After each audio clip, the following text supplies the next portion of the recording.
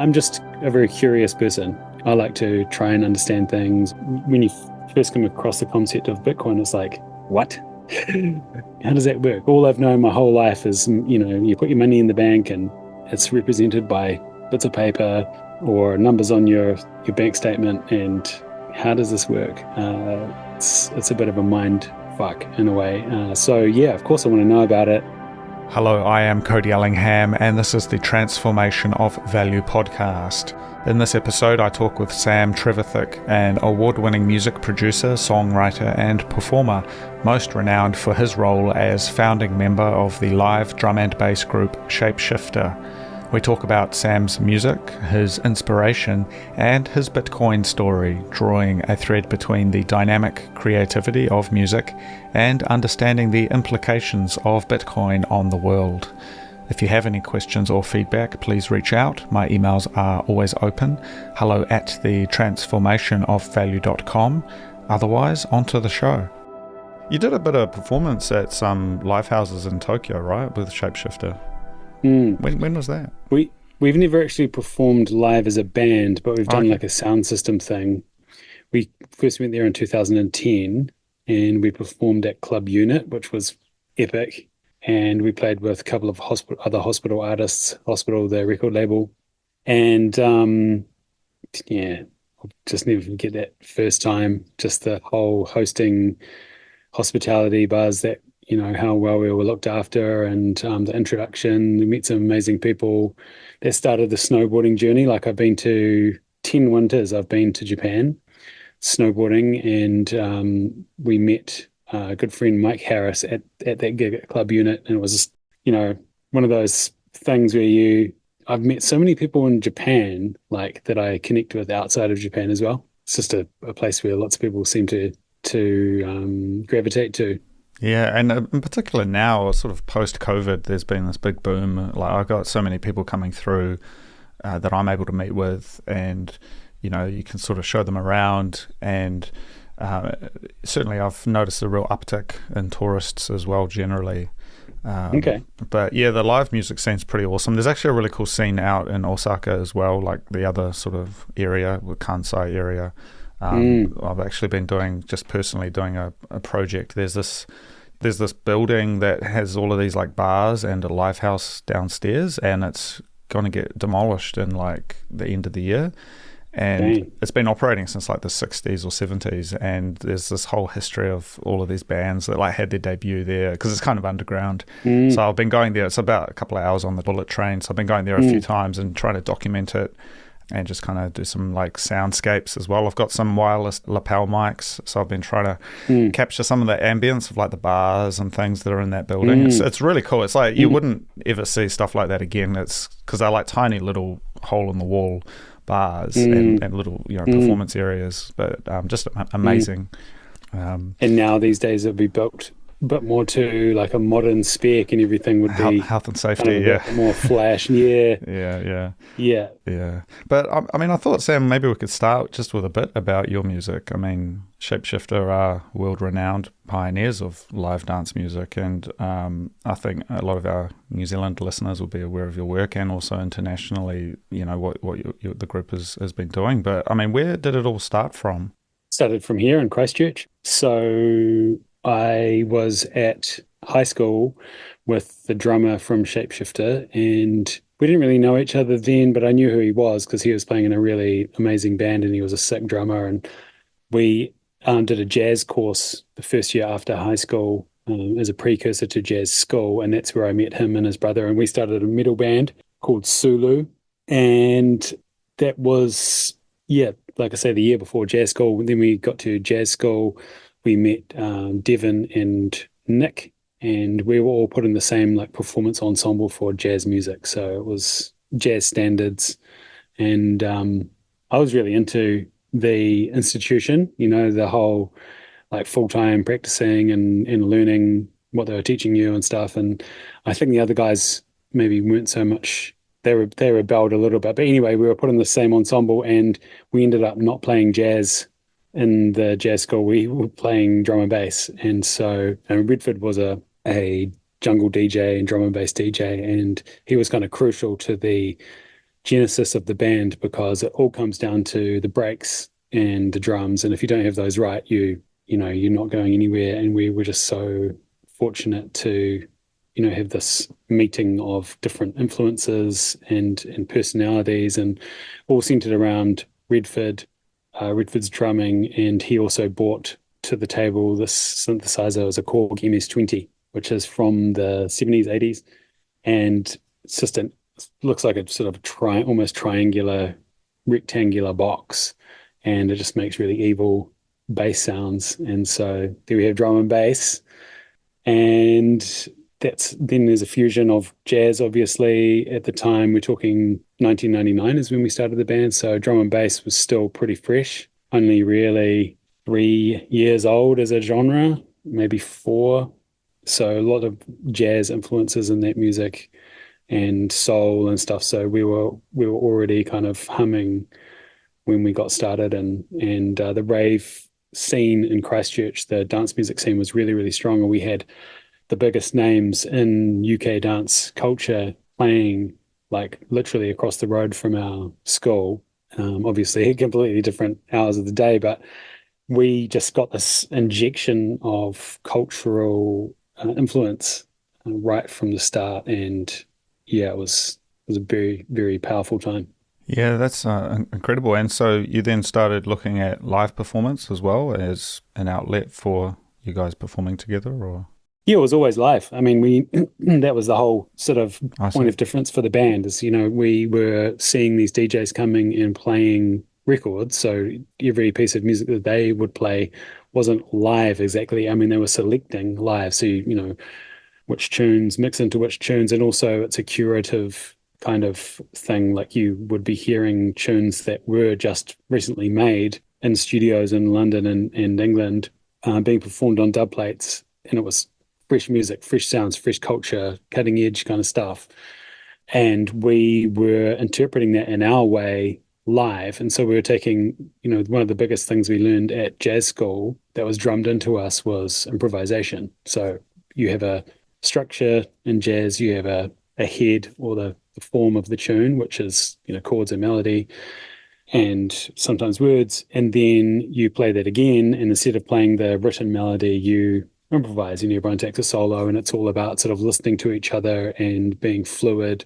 And so we took that sort of ethos to the dance music space. So we would have songs that would last for a very long time, and we wouldn't know how the song would go. At the start of the song we were jamming, or we would have like a bass line and some chords and a beat and a breakdown, and we'd sort of feel out live in the moment what the progression was and how the dynamics built and broke down again. And so when we came to the live arena, when we came to play gigs, it was very, very interactive with the audience. And I think that was something that was very powerful for us, and gave us quite a boost in sort of notoriety at the start as we were reacting to the audience. And it's a really unique and strong thing when you can do that with music. Audience feels like they're part of the experience. They're not just getting played to set structures and set It's kind of energy. dynamic, right? Exactly. Yeah. Yeah. So that's kind of where everything meshed together for us. That's awesome. And there's certainly a whole connection there with what was happening in the UK at the time. I mean, it was a little bit before my time, but, I've watched some really incredible documentaries on sort of some of the early rave warehouse buildings that were sort of repurposed. And you had places like Manchester and London and that, where there was these sort of happenings of music and people coming together for a night. And you also saw the emergence of people like Burial and kind of more experimental work that was really exploring, I think in a way, sort of this era, that kind of 90s, there was sort of, I guess, a bit of a downturn economically. There was some real sort of social changes, and I think a lot of the music felt, especially the music from the UK, felt like it was speaking to that potentially. I mean, what are your thoughts on that?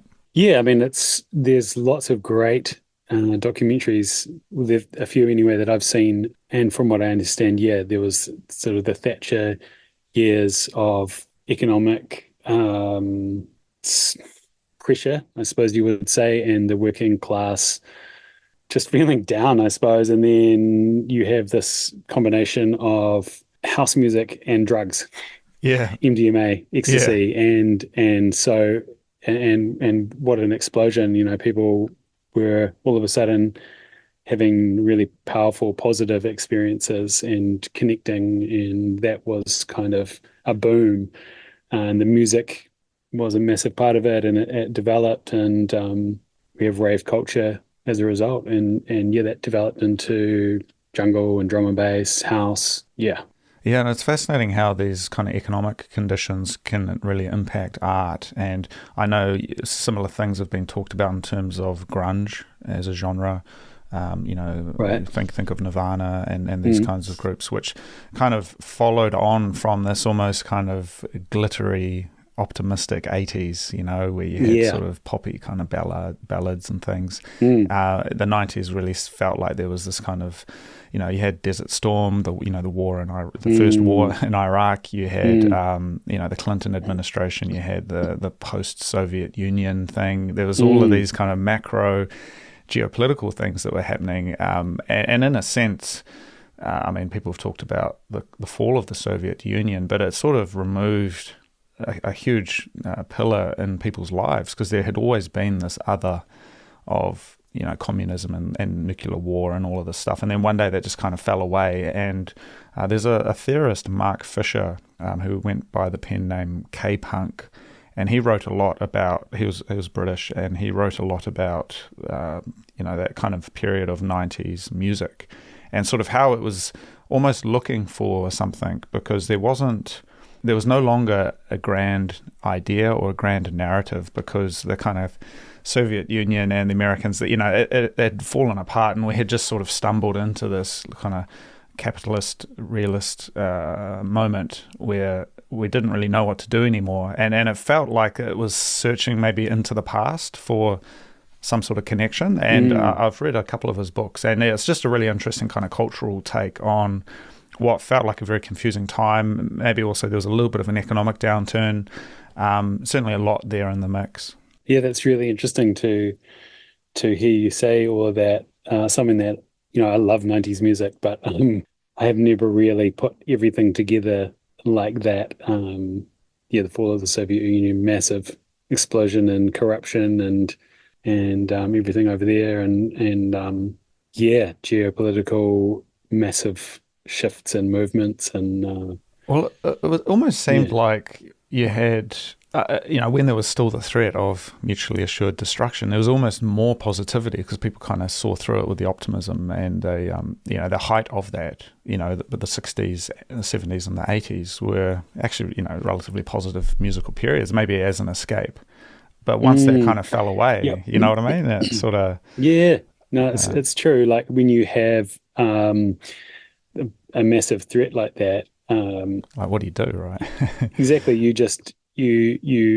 do your best to dance it away. It reminds me of being in Brazil in Rio a few years ago. My sister was getting married, and I went out to the favela with her fiance, and we went to a baile funk night, and it was just felt like so fucking dangerous, for me being from New Zealand. In the slums of Brazil, right? Yeah. Exactly. And it's the kind of place where if you're a cop, you get shot. Yeah. You take a wrong turn, you don't have your Google Maps quite right, and you end up in the favela, and you're dead. So we go into this party, and I love baile funk music and always have. So I was excited on one hand, and sort of like very, very heightened and on edge on the other, and just thinking, man, there's no security here, really. It could be weapons or whatever. But what that meant on the dance floor was, and it's like, oh my God, there's a cute girl and she's rubbing up against me. Don't do that. I don't like. Have you got a boyfriend or something? Like, what's going on? I don't. I'm just here for the music, and it was kind of scary. But what that meant was, I just completely let go, and I was like so into the music because I just had to get my mind in there, get my heart into the music. And yeah, it was one of the most transformative experiences of my life. Yeah, that's incredible. I mean, I remember one time I was over in Taiwan, and I met with these guys, and they had this jungle party, and it was like totally illegal, and it was in the summertime, and it was just a bunch of guys. They all brought like their speakers, microphones, all of the gear down into this sort of jungle on the fringes of the city, because it's kind of, there's mountains all around the city on the eastern southern side. And yeah, it was just such an incredible experience, this thing just sort of manifesting one night in this sort of forest on the edge of the suburbs of Taipei. And similar to you, I mean, it was like, yeah, like you had lookouts and people waiting for the cops to come and break it down, and it ended up going all night. It was such an incredible experience, and yeah, it just sort of spoke to a sort of a human connection, which I think maybe people don't really get to experience as much these days. It's sort of, we're quite mediated through our smartphones and the way we connect. It's sort of a perennial issue, sort of that search for authenticity, right? That's true, but I feel like the more that we are mediated, the opportunity for a counterculture grows. You know what I mean? Like the more we are sort of aligned and channeled into things that are acceptable or allowed or controlled or commercialized, or however you want to put it, the more I see people going, we're going to do something different. And that's probably human nature. And I imagine, you know, my hope is that it just continues, because it's that has given rise to what has influenced my music and culture that has influenced my life. And yeah, hopefully we don't all become robots. Robotic automata. Well, look, Sam, I guess combining those things that we've talked about, I mean, we've discussed some of the economics that were prevalent at sort of post breakup of the Soviet Union, these kind of moments in time, the emergence of your music around 1999, and it's been 25 years, man. It's pretty incredible. And then also this idea of the counterculture. I'm keen to talk a little bit about your Bitcoin story and sort of how you came to be looking at that as something alongside your music. Yeah, well, it's something that had been in the background for me for a long time. You know, I'd heard of Bitcoin and hadn't really paid much attention to it. And it was about 4 years ago when a good friend, Simon Collins, I knew he was into Bitcoin, and we got chatting about it, and he was very, very generous with his knowledge and, you know, holding my hand through like, what the hell is Bitcoin? And pointing me at some sources and explaining things to me, and, you know, lots of time on the phone. And it was fascinating and a very big learning curve. I mean, anyone that has got an interest in Bitcoin knows that when you first come to it, there's a lot to sort of understand, and the idea of something that is not physically tangible having value and, you know, being immutable and constant, that's quite a thing to get your head around. But anyway, we got talking a lot about that, and eventually that led to an understanding of what Bitcoin mining was, and we started a mining company. It was just like a sort of off-the-cuff suggestion, and yeah, we ran with it, and we set up here in Christchurch and mined for a while and learned a lot about Bitcoin mining.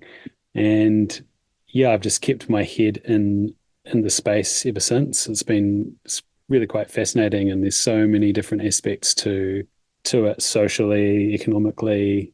I feel like there's a lot to learn and understand about it, and it's been amazing for me as well, learning more about economics. I really didn't know anything about inflation or anything like that before Bitcoin, so it's really helped me understand a lot of those issues.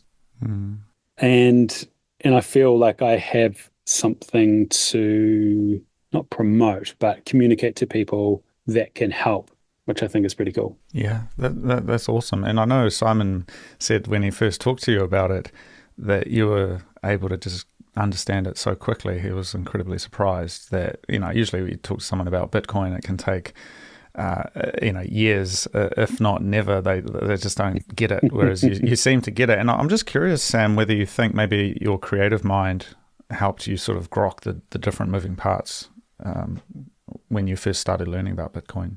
Well, yeah, I'd like to think so. That's very generous of Simon to say that as well. Thanks, Si. But I'd like to think that a a positive thing would be able to look at something from many different angles, or be open to new ideas and appreciate new concepts. I think everyone would like to be able to do that as much as they could. And yeah, I'm just a very curious person. I like to try and understand things, and it's when you first come across the concept of Bitcoin, it's like, what? Yeah. Really?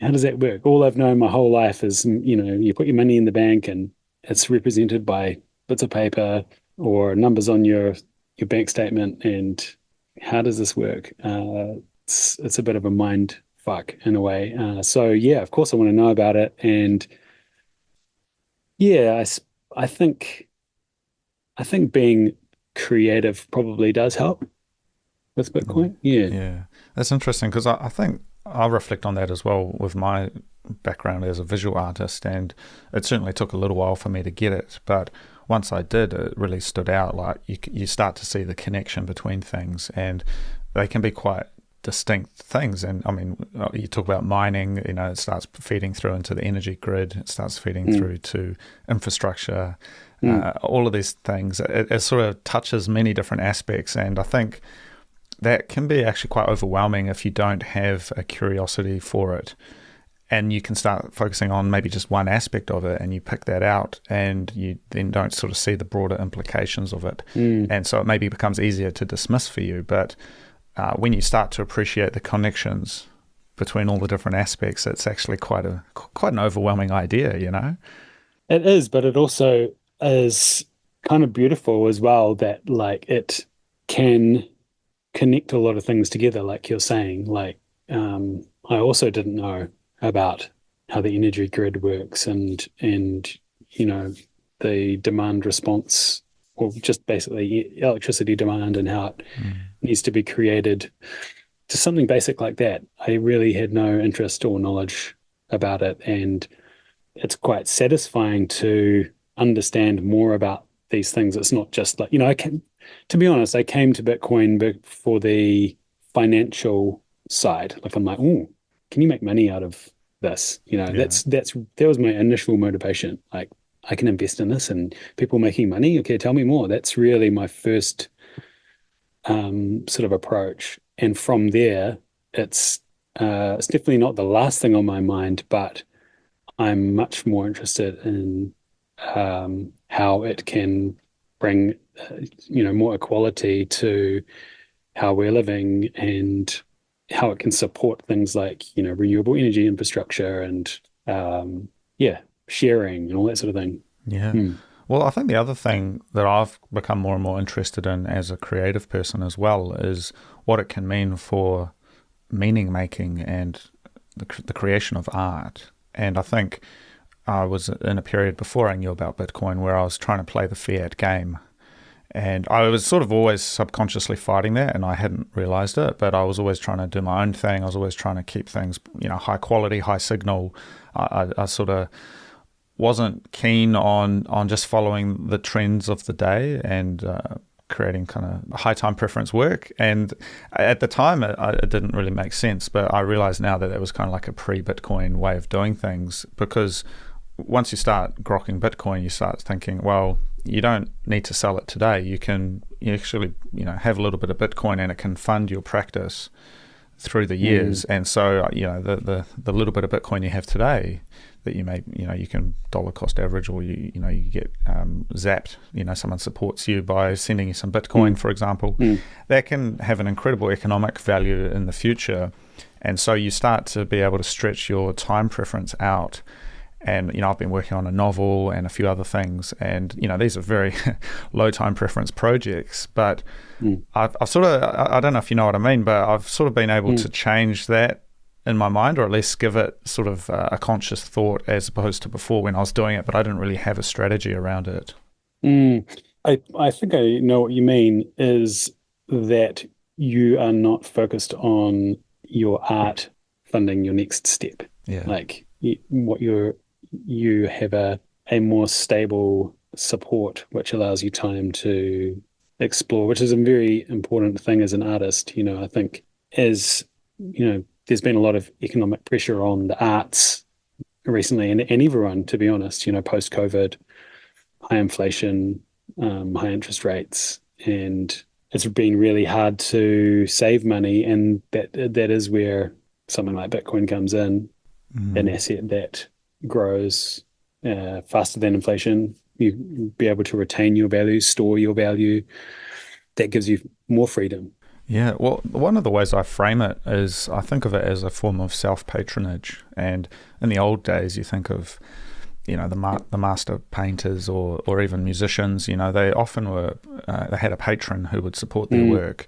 And they weren't selling to the market in the sense that most people, the average person wasn't paying for music or art. It was supported by a small number of patrons who did it for the love of the art and for the kind of the beauty behind that. And that's where we get these classics of, the early modern era or sort of the Renaissance. There was this period of like profound work. And as we moved into the Industrial Revolution and this kind of enlightenment, there was actually a synergy between the means of production, which was, the factories and production lines, and then the art itself. And this is a common critique of, music, is that we moved from the 3-hour opera, or the 3-day opera in the case of Wagner, to 3-minute pop songs. And I mean, there's certainly still some beauty and I think meaning that can be found in the modern form, but the kind of the mode of production affected the thing. And now that we're in this like end of days kind of what would you call it, gig economy, where everyone's having to do things just to stay afloat, that's actually changing the nature of art again. And so we're moving towards like the TikTok and the short form thing and AI and all of these things. And so a lot of artists say, AI is going to take my job. But actually, I don't know if there was ever a job for you there in the first place. You should have been working on something profound. And if you're trying to sell some cheap graphic design, of course the AI is probably the better way to do it, Yeah. I think you're very on the money. AI is making sort of menial tasks absolutely automatic. I mean, I'm using AI all the time, to be honest, but it's not like write me a song. It's tell me what that instrument is. Do all the other stuff. Yeah. Yeah. Like literally just before we called, I was trying to figure out what I'm wanting a percussion element in a song that I'm working on at the moment. And I have a reference and I'm asking ChatGPT, what is the instrument in this part of the song? And I can find out from that song sampled another song, and so I can go a bit deeper. And to be honest, ChatGPT didn't get it right, but I knew it wasn't right. So I asked it a couple more times and then it got it right. And then so now I'm on the money, but that's an example of AI shortcutting my creative process. So I don't have to spend so much time researching or doing something that takes me off the ball, so to speak, creatively, and I can focus more on, my core game, which is being creative. And there's lots of ways that I can see AI helping me. At the same time, I think it's sad for some people that have careers that rely on certain skills that are becoming completely dominated by AI. But, what did my friend Pete say one day when the expressway was being built through Wellington? You can't fight change. Change is just constant, Yeah. So, I don't know how I really feel about I love classical music. I really do. And your example of the 3-hour work becoming the 3-minute work, and now we're on TikTok and everything. And there is beauty in modern kind of throwaway music for me. But also coming back to my counterculture thing, I think that we do crave something more. Yeah. And there is also space for something deeper, and that's taken a lot longer to make and will take a lot longer to listen to, as a foil to the instant sort of button pushing TikTok music. Yeah. Well, even it's funny, I was about to say as well, I think jazz music, for example, that's almost a counterpoint that emerged. I mean, the earlier jazz, say in the 30s and 40s, that emerged almost as a sort of a counterpoint to that mechanization of musical production, where the improvisation would never be the same. So if you were to listen in a salon or in real life, you would get a unique experience. And that sounds like what Shapeshifter's original raison d'etre was, is to have a live, unique experience that could never be reproduced. And so even though it existed within the broader framework of a kind of modern society and modern industrial processes for the production of these things, there was still that sort of yin and yang of it, you know? It's a very astute observation, and yeah, it does feel like jazz was a response to music that was quite rigid and almost manufactured, and you see that time and time again. And I think that's what makes us human: is we take something beautiful, we figure out how to mass produce it for profit, and then what it was in its essence is kind of gone, and then there's a reaction to that. Seems to be a pattern. Yeah, it's interesting as well. Before, you just mentioned the expressway in Wellington. So are you talking about the late 90s with the bypass project? Yeah, because that sort of is quite interesting to me, because I was living in Wellington, not then, but much later. And a recent photography project I did, which was looking at the kind of changes that Wellington experienced, because as you know, the original motorway was built in the 60s, and that sort of went through the Terrace Tunnel, and then the bypass that went all the way up to the Basin Reserve, I think that was sort of like late 90s, early 2000s they built that. But between the 60s and that period of the 2000s, all of those places were always scheduled to be demolished, right? And so you ended up with this huge network of artists and people living there for very cheap rent, because the houses weren't worth maintaining. The whole place became a very creative hub, and arguably Wellington's creative vibe kind of was birthed from that moment where these people were able to live in these cheap flats, because they were always going to get pulled down eventually. Yeah, that's really, really interesting to think about that. I hadn't really considered it. My friend Pete was just driving past some people protesting one day, and he'd had enough. He just yelled out the window, "You can't fight change," and they were like shaking their fist at him and stuff. But yeah, just kind of, I suppose, thinking about what you're saying and how art is sort of boosted by economic situations. I think one parallel we can draw in the modern world is the cost to produce art as well. Like when we started our band, the only way to make a record was to go into a studio and record it, and you spend money on recording time and all the equipment and someone to put it together. And now, whatever it costs you to get a smartphone, which is not much if you don't want the best smartphone in the world, that's all you need to make, record, release music. And there is a lot of music out. There's 100,000 songs a day or something being released on Spotify. So you could argue that that's not the best for the quality of the art, but the point is that more people are getting an opportunity to express themselves that weren't before, and it comes down to cost.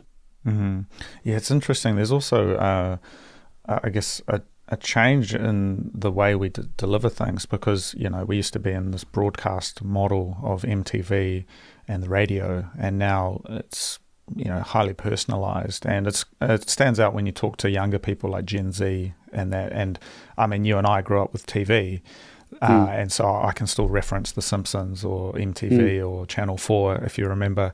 I was just thinking about Comedy Night on Channel 4 last night randomly, and I was thinking, that's like nearly 30 years ago. Yeah. And we used to go around to my friend's flat in Christchurch and get as high as we could and watch Harry Enfield and just laugh our asses off. And it was like a Wednesday night event. We go there and I'm like, that doesn't happen anymore. No one's watching TV. Like, you don't get together at someone's house at a certain time to watch something that only happens that's gone, Yeah. Well, there was a synchronicity to it. And I think what I'm beginning to wonder with my own practice as well is, what are we going to come back to, maybe the power of in-person events? And this is where maybe we can make parallels with even Bitcoin, where, Bitcoin events and meetups are so popular and so fulfilling because there's this sort of human connection, and you can go deep into conversations, and whether it's even just going for a walk and talking about the nature of politics, society, culture, these kinds of things, or having a few beers, etc.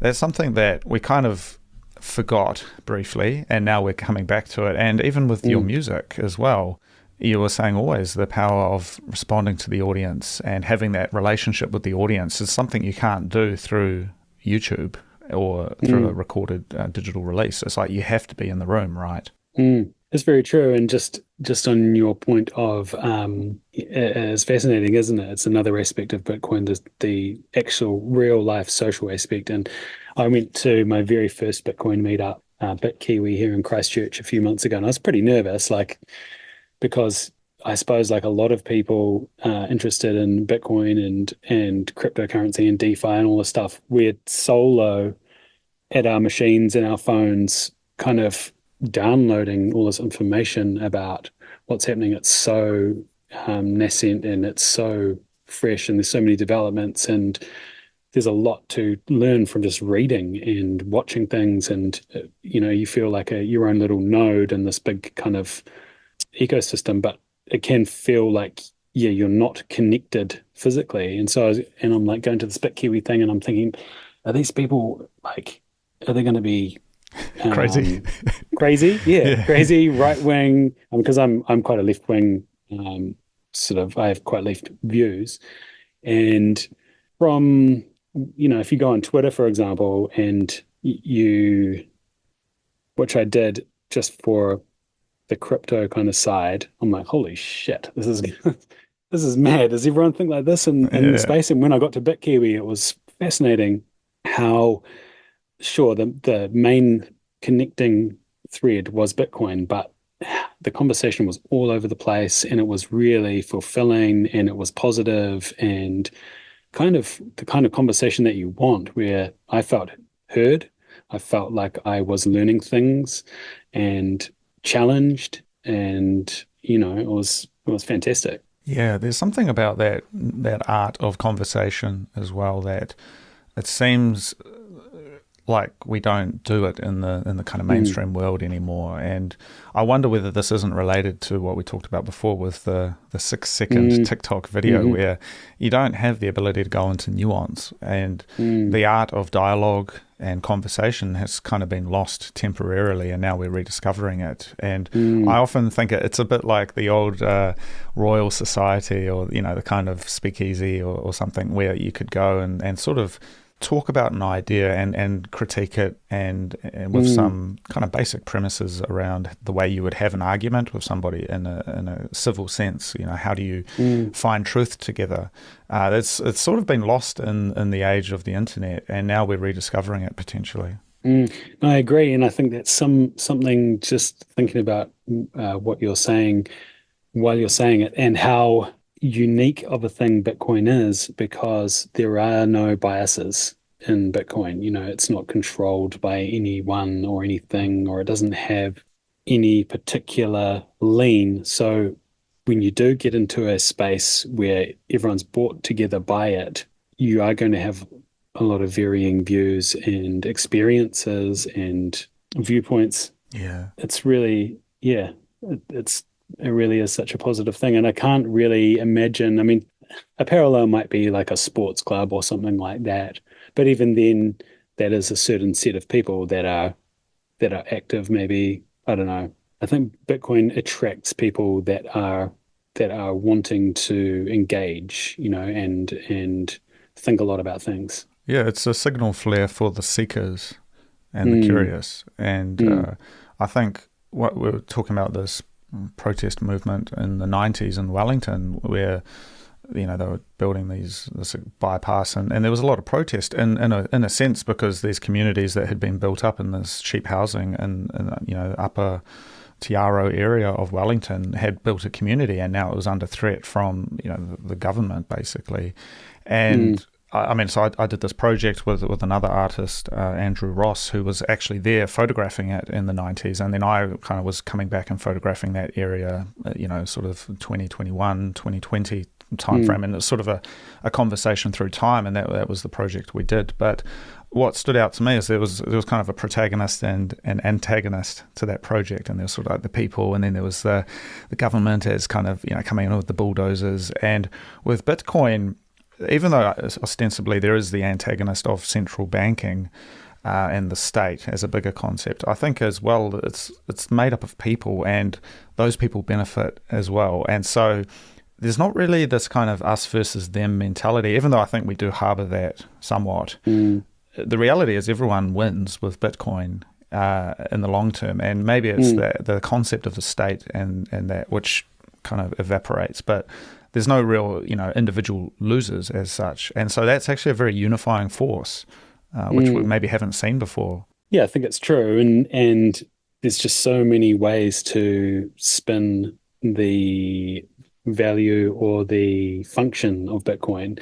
If you listen to someone like Michael Saylor, he'll say that it's not a threat to the state, and that he believes, for example, that the US dollar will still be relevant in a Bitcoin world, and that's an interesting way to think about it as well, because you can also think, well, everything can go and Bitcoin can remain as a way that we trade and as a way that we value things and quantify things, but also it can be a tool that is used by powers that already exist, or that's kind of there's no set path, I feel like, with Bitcoin. Yeah. Well, it's a bit like jazz. There's some basic rules, right? And the thing kind of goes, and you get into the groove. And I'm wondering if we think about the different instruments, the different kind of pieces of it. We've got this kind of libertarian sound money, Austrian economics baseline. We've got the cypherpunks and the privacy. We've got the speculators. We've got the audience who's sort of waiting to jump in. And there's all of these different parties. And so unlike maybe other things which maybe focus just on the technology, or they have a more narrow kind of sample, this is actually the song, right? We've got all these people playing in unison, and you can have, hardcore anarchist, and then you can have like a banker guy, and you can have Michael Saylor and these, more statist type people, and you can have you and me, and we can all be in this thing jamming, and it kind of just keeps going, Yeah, no, it's a beautiful analogy. And once again, it just speaks to that nothing is in control of this. Nothing is. It's truly decentralized. Everyone is a part of it and has a say in it. That's the whole thing with mining, and that it wasn't founded by a group of people that took half the coins to start with, and all that kind of crap. Yeah, I feel so positive about Bitcoin. Yeah, I know what you mean. And even coming back to that music example, arguably if you have a band, unless they're all together playing, that jazz piece is only an idea. It isn't realized, but it's when you get in the room and you have the audience there and you have all of the pieces, it emerges. And this is something Mises and Hayek talk about in terms of the intelligence of the market to know the answer. Everyone's participating, and it just kind of emerges. It's like art. It comes from somewhere. They used to talk about the muses, ancient Greece. This is where the art it spoke through people, but it came from a higher place. And I wonder whether this moment, as we've sort of gone through this period of the 90s, the 2000s, 2008 financial crisis, all of these kind of challenges, that somehow amongst all of that, we've coalesced and all of the right ideas have come together and the people have come together to build this new thing. And now it's just taking off, and we're pressing play on the music, It's exciting. Yeah, that's really interesting. Maybe, Bitcoin was born like thousands of years ago, but it's a result of the natural progression of how we are together as a society. Yeah, it's fascinating. Well, it's even, if you come back to even like Plato, and that he always talks about the highest form of truth is mathematics. And if you look at the mathematics of Bitcoin and how it's founded in this reality, but it's also an unreality because mathematics isn't something you can touch, right? It's an abstraction, similar to the way jazz music is founded on some primal mathematical formulas and relationships, right, between the different chords and the different ways, the different progressions, right? And there's like a beauty to that. And so I'm running with this analogy, but I feel like there is a connection there, Mm. Um, Yeah, and I would say as well about jazz that it's really malleable. You have the kind of rules and the concept that jazz was the inception of jazz. And then you get all the way to like atonal free jazz, in inverted commas. I say in inverted commas because what is noise at the end of the day? How does that relate to jazz as a definition? But there are similarities. We can break Bitcoin if we want.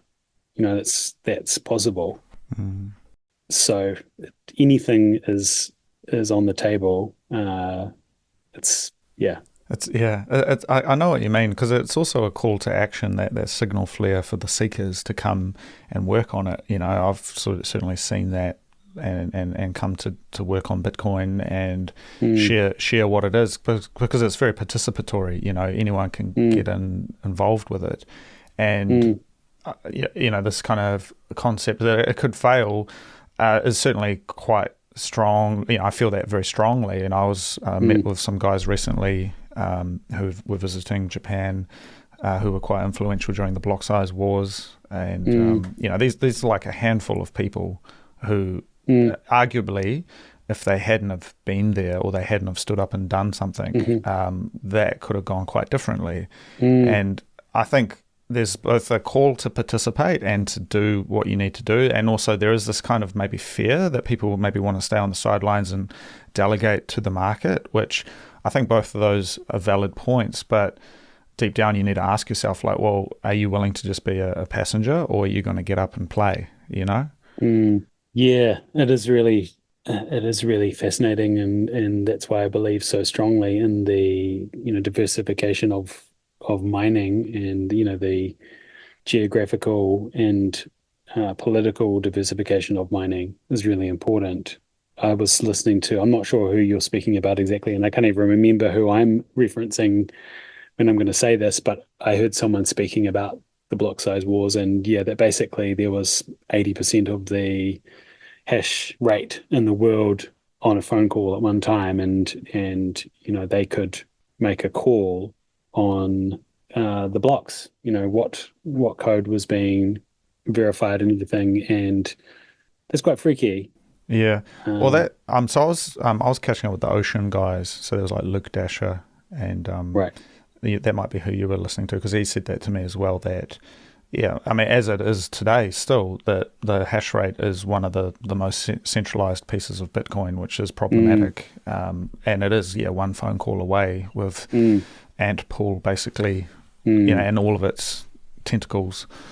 Being the ones who are making the block templates and stuff. And Ocean is trying to diversify that and decentralize that, and they've just come out with their new datum system, which allows individual miners to set their own block templates and things.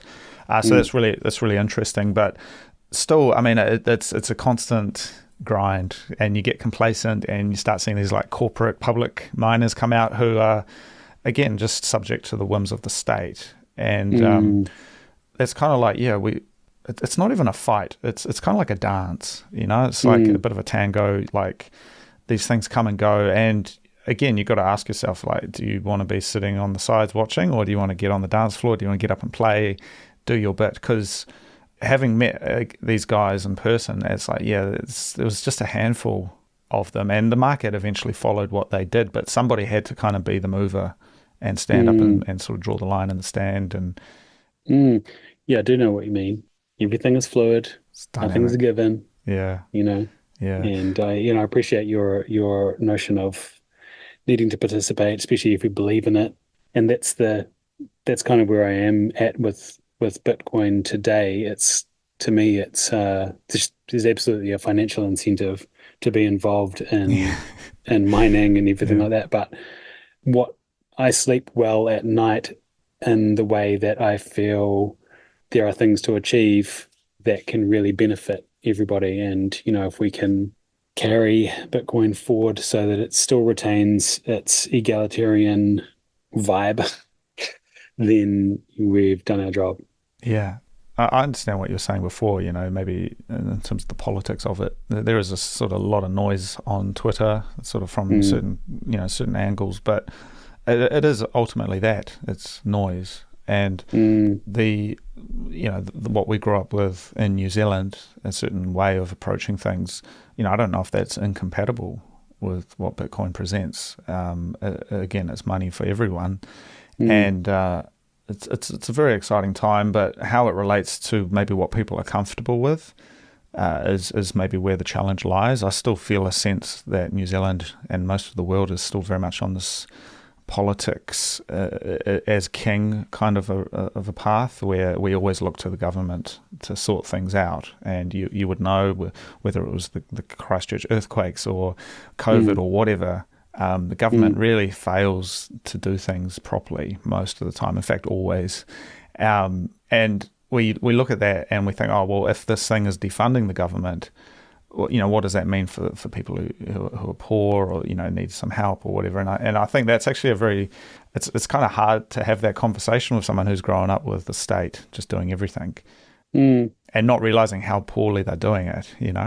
mm. Um, Yeah, so I think that conversation is separate to what Bitcoin offers. Like I believe in socialist ideas of your society is only as strong as the not the weakest link, but you know what I mean? Like every floating all boats is what we want to do. And I don't want someone in my society to be struggling with their health or like living under a bridge because we can't help them or they didn't have the means to help themselves out of that situation. I don't believe in that. I believe that we have the resources and the means to provide for everyone to live a happier life. And I don't think that is at odds with Bitcoin at all. But there are a lot of people that are interested in Bitcoin that have a very different idea, that state support is not the way forward. But I think that's once again that's the beauty of Bitcoin. It's not doesn't mean that any one person's idea is more valid than another. Bitcoin doesn't care about that. It doesn't care about what you think. It doesn't care of your views or your political inclinations.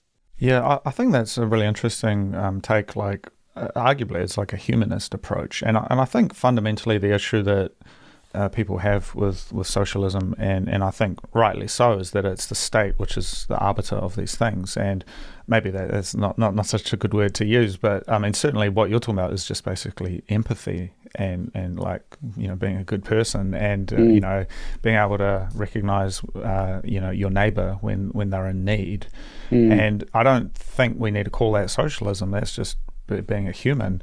But the mm, problem is the state comes in and says, well, we'll do that for you and we'll allocate your taxes and all of this money that you've made, mm, and we're going to give it to people in our own way and take a whole lot of fat off the top. And there's some huge issues with that. And I think what Bitcoin does is it gets around all of that by actually enabling anybody to save money and actually grow their wealth. mm, It enables a positive trajectory for society as well, where, mhm, instead of grinding and it just everything's sucking, everything gets better and better and better. And in those situations, we have an abundance where you can then have groups, whether it's a church group or a non-religious charity, etc., can emerge and help those people who actually genuinely need help. And honestly, when you look at the way the state, I mean, I think back to Wellington, and man, the state isn't helping any of those people who are on the streets of, on Courtney Place, or they may be trying to help, but it's certainly a waste of money and time.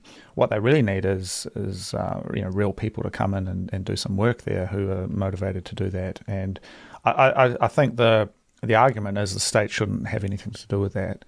And that's, I think, maybe the different angle. So I think we can all agree that, yeah, we don't want to be living in gated communities, mm, with guard towers, and stuff like that to keep the people out.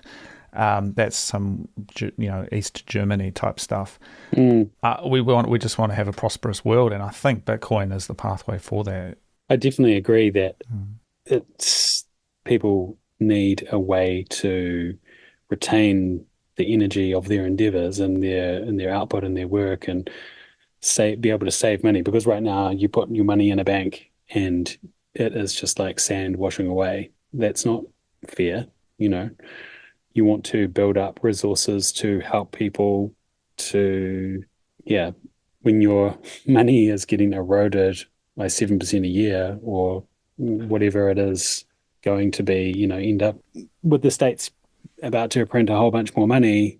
We know how that goes. Everyone's fiat dollars value in the Yeah. real world diminishes greatly. So yeah, absolutely. I think Bitcoin is a very important part of being able to help.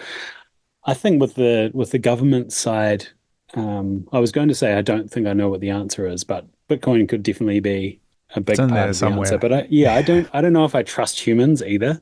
Like the idea of there not being a safety net and people will just be helped out by people that have good hearts. I'm a little bit cynical on humans. I feel like there are people that have best intentions, but I have no problem with. I also think that maybe my view is heavily influenced by being in New Zealand, where there's Mm. much less corruption than Mm. there is in other parts of the world. Like, arguably, maybe that's increasing or whatever, but yeah, there's going to be waste. And yeah, there's going to be things falling through the cracks, and yeah, there's going to be people that are corrupt, and there are people not making the best decisions. But I'm happy to pay taxes and to have that money go towards things that are going to help society as a whole. Like I went to Denmark, and when I went there, the tax rate was 45% was the Yeah. lowest tax rate, and I was thinking, holy shit, that's crazy. But, everyone had free healthcare and people were subsidized into their first home and things were a bit more expensive, but everyone seemed to be happy and Mm. like calm, you know what I mean? And Well, Denmark is actually, I think technically they are the happiest people on earth, aren't they? right. I Okay. remember reading about that, and it's like quite curious that that's like the highest tax rate or one of the Mm, highest tax rates as well.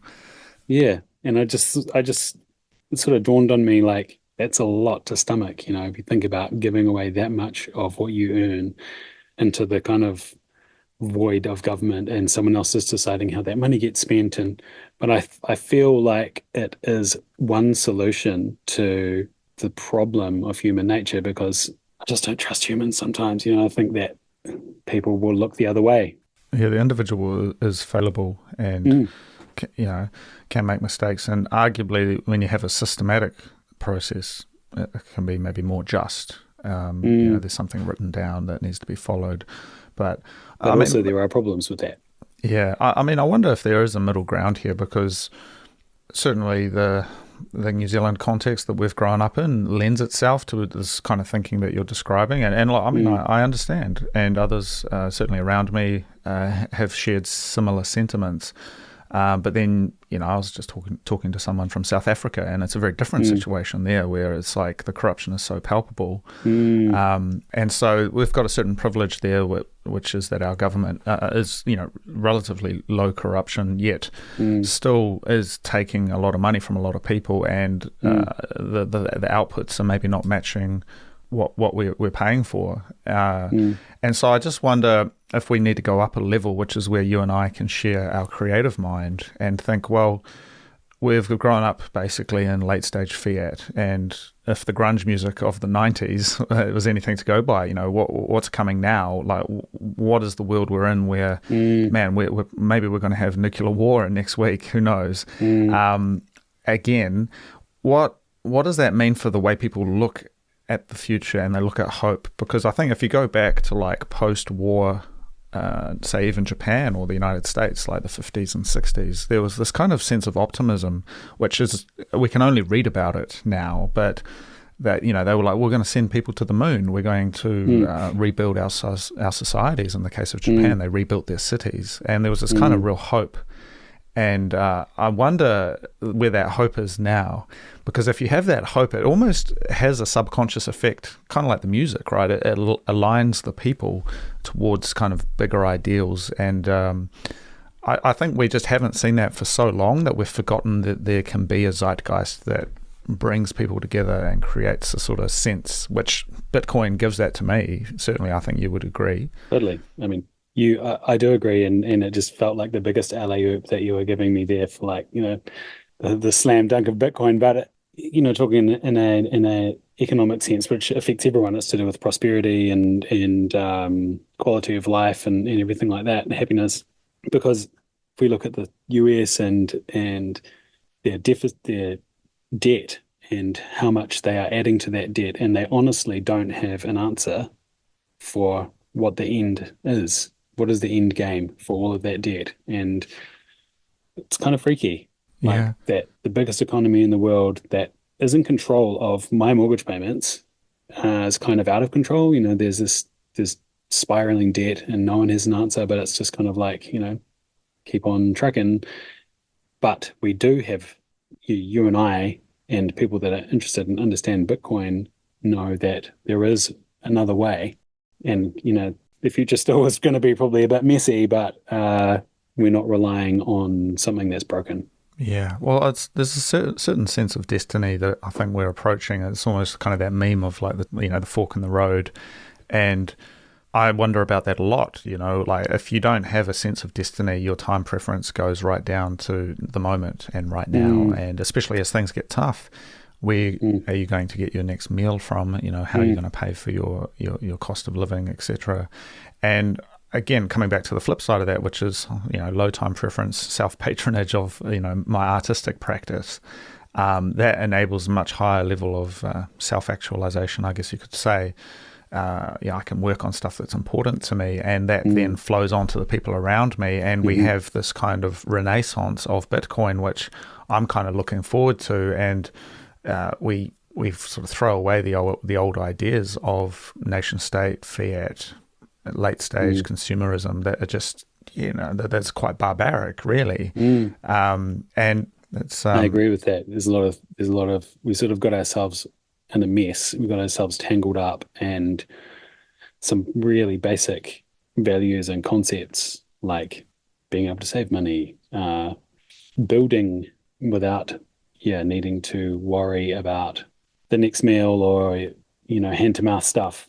Well, yeah, and I think Mm, that's where the kind of, I guess you could say, the socialist angle is.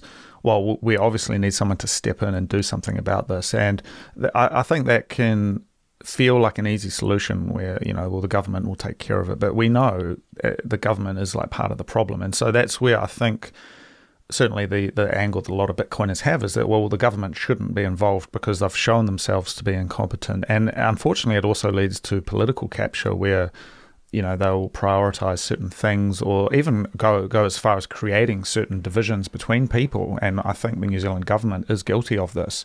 I don't think New Zealand needs to have the race war that it's experiencing right now. We are a unified society, man. Like, I grew up in Hawke's Bay, man. You know what it's like. I mean, New Zealand is one country, no matter where you're from. And I think that's almost been used as a political device. And so there's all of these critiques that I certainly have, and many do, that the government isn't where the answer lies. But if everyone knew that they could work hard and save some Bitcoin, and everything around them would be growing much faster than it currently is, there's a sort of a sense that, oh yeah, let's get on this. And everyone has their down days, and they need a bit of help, and that's where robust communities, local communities, can help. Not some faraway bureaucrat who doesn't even know who you are. And I think that's where the decentralization can come in. And I think we can also learn quite a lot from Maori society as well, in the way that they organised marae and family units and things like that's actually very core to New Zealand. Which even if you're not part of that culture, I think you've sort of absorbed it. And so I see some real potential for sort of the idea of the Bitcoin citadel really is a marae. And you have your family and your whānau kind of helping you out. That's so much more robust than the government, you know. I agree, and I think that the concept of taking the influence of the government and ratcheting that down I'm definitely on board with that. And I Mm. think because when the government has so much influence, they can pull the wool over people's eyes and go, hey, you're having it tough. We'll make it better for you. Vote for us. But yeah, exactly. It's not true, Yeah. in the case of, yeah, vested interests and corruption. And it's pretty much just a lie that Mm. the government wants to help The words you the never want to poorest hear people. when someone knocks at your door is, "We're from the government and we're here to help." But I mean, look, man. I mean, it's very interesting, but certainly a lot. We've explored a lot of different stuff. Mm. I am keen to just also quickly dive into just come back to your creative practice. So, if there's anything else you're working on, I mean, have you got any solo stuff or other projects that you're working on at the moment, Sam? Yeah, well, I just released some music under Sambora, which is one of my monikers, and it's quite a housey jam. Yeah. I'm always working on things, but I suppose my creative process at the moment has been kind of lumpy because I had a baby son about 18 months ago and moved cities, and that is like, for lack of a better word, disruptive. A lot of energy and Yeah. attention Yeah. was taken and on just life and Yeah. and everything. And I'm the kind of person that I do my best when I have space, when I have a kind of a bed or a platform to create from. And this is what I have now in my property. I built a studio and things are starting to hum again, and I'm able to put more love and time into Shapeshifter, which is, it has been 25 years, man. It's quite crazy. Yeah. And it's something that I love and I'm very grateful for because people are still listening.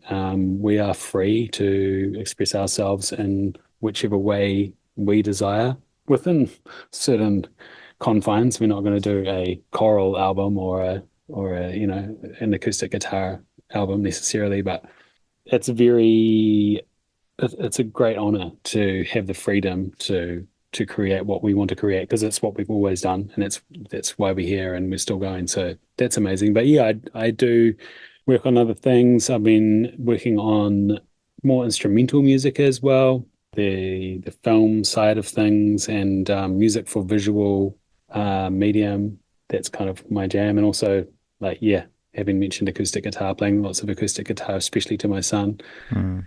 because it's a magical thing to just be getting up in the morning and jamming some songs and ever since he was young, just that the first kind of input of music into this being is quite a special thing. Yeah, that's awesome. And you mentioned you've built your studio and you've been Mm. getting back into the jam. I mean, what is something that you do every day that helps you stay prolific? That's a good question. I feel like meditating, that sounds kind of cliche, but even if it's just pausing for a moment and not necessarily meditating, but just having space, like having a platform or a space or a bed is not necessarily just a physical thing, but it's a mental thing, it's an emotional thing. You need to clear. I need to clear my mind, my plate before anything can grow, really. I can try and force it. I can be like doing emails on the phone, scrolling, whatever, and then bam, straight into a song and have be multitasking. I can do that. It's not necessarily the best output that I'm going to create, but much better for me, prolific wise, is to try and take the pressure off, take the foot off the gas. That would be the first thing that comes to mind. And the other one is just listening, taking the time to listen, whether it be to things that influence me, things that I like, or instruments and samples. And that's crucial just to have some flow coming in, some influence. Yeah. Flow coming in and flow coming out. Yeah. Well, look, Sam. I do appreciate your time and sharing your story and some of the stuff you're working on, your Bitcoin journey as well. If people want to follow you, they want to follow Shapeshifter, they want to see what's happening, where can they find you? Probably Instagram is the one for me. Sam Boralot is my handle on Instagram, and Shapeshifter is Shapeshifter Live. Yeah, Yeah, reach out. awesome. All right, man. Well, thank you very much for your time, Sam. Cheers, bro. It was a really fascinating conversation. Yeah, awesome. Thank you for listening. I do hope you enjoyed the show. I am Cody Ellingham, and that was The Transformation of Value.